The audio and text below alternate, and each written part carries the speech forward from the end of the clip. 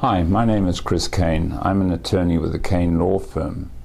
What I'd like to talk about is the subject of vehicle stops. What happens if you should get pulled over by a police officer while you're driving your car? What do you do? What kind of situations can occur? Let's just assume the following situation.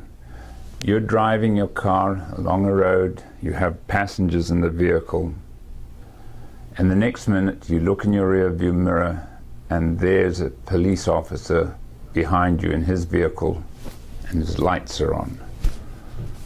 What happens? What do you do? Well, the first thing you do is slow down. Never try and run from the cops. Not only is that dangerous, it can cause all kinds of problems for you, and a simple traffic stop can turn into a felony, and in fact people can get shot. So the last thing you want to do is start trying to get away from the officer. You're not going to do it. Indicate to the officer almost immediately that you have seen him. You acknowledge that he has put his lights on you. And do that by perhaps putting your indicator on to show that you're going to pull over, because obviously that's what he wants you to do. Incidentally, there have been many occasions when people have been pulled over by bogus cops. And this is something you have to be aware of. Just because you see lights behind you doesn't mean to say it's necessarily a police vehicle. Quite often, undercover officers drive around in unmarked vehicles, and they have those things that we all see probably on television. The old red light gets put on top of the roof, and everyone assumes that this is an officer. Well, there's quite a scam going on these days. It's getting more and more prevalent, and that is where it turns out not to be an officer. It's somebody who's going to pull you over and take stuff from you. So how do you deal with that situation? What you should do is call 911. Do not pull over and stop. Travel carefully, obey all speed laws, call 911 if you can, or if you don't have a cell phone, and it doesn't matter, by the way, that you're using a cell phone in a vehicle in that situation. No one's going to prosecute you for that. If you don't have a cell phone or cannot get through one way or the other, then get into a crowded public place and pull over at that point. Demand that whoever's there show you identification, but do not get out of your vehicle under any circumstances. But in the more typical situation, if the police vehicle is marked, then pull over at a safe, legal space or place in the road, such as a parking lot within a shopping center, something like that. Stop the car and stay in the vehicle. Do not try and get out of the vehicle or make any sudden movements. Keep your hands on the steering wheel and tell your passengers to remain calm and say nothing at that point. Make sure, and you should do this anyway, that you have your license, registration, and insurance documentation readily available. If you spend too much time searching for documents, this gives the officer more time to be looking into your vehicle, observing stuff that you may not want him to see. And it also gives him an indication that maybe you might be impaired in some way if you're scratching around.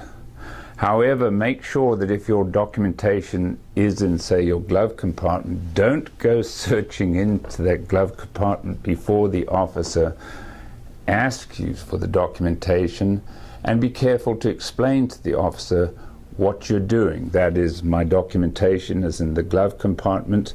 May I get it out of there? Ask his permission. Remember, he doesn't know who you are. He's going to be on high alert. He's not sure if you have weapons on you, whether you have some kind of background, you're a felon on the run, a parolee or whatever. So bear that in mind. that the slightest misunderstanding can lead to tragic consequences. The other thing you should also bear in mind is when the officer is approaching the vehicle, he's been trained to do this, to look into your rear view mirror to see if there are any movements going on. So just make sure you remain calm and don't make sudden movements. Now, do not start the conversation with the officer when he finally approaches the vehicle. Say something polite if you wish to, like, "Good evening, officer," but let him do the talking. That way you'll find out why you've been stopped. When he gives you the reason for the stop, do not immediately agree with him. For example, he might say, "We were going a little bit fast, weren't we, down the road?" In other words, accusing you of speeding. Don't immediately say, "Oh yes, I guess I was." Don't comment on that, because you can be sure that any statement you make, whether it's speeding or going through a red light or whatever, is going to be used against you. And there's another thing. Quite often, officers are looking for what is called probable cause to pull you over. You cannot just be pulled over for any reason. An officer has to have some violation of the law, either something wrong with your vehicle or the way you were driving. If he just pulls you over randomly, that is an illegal stop, and any competent attorney will be able to make sure those charges don't stick. Because no probable cause means that anything that was discovered or any illegal act on your part or anything wrong with your vehicle cannot be used if there was no reason for that stop. And quite often officers will get that reason by asking you a question, and you supply what is called the probable cause, and you cannot then fight it later on. Now, the officer is allowed to ask you certain preliminary questions, your license, where you live, where you are going, and that sort of thing. So don't try and stand on your rights and get argumentative and immediately demand that your lawyer is present and that you're not going to say anything. Those preliminary questions are fine. They can do that, and remember to remain polite and calm. Again, many officers, because they're on alert, are concerned, and the slightest resistance on your part, such as getting in their face or not doing something, will give them a pretext to charge you with obstructing or delaying an investigation. So a simple traffic stop for an infraction, which is not even an arrestable offense, can end up giving you a misdemeanor violation of the law, resisting arrest, for which you can be jailed.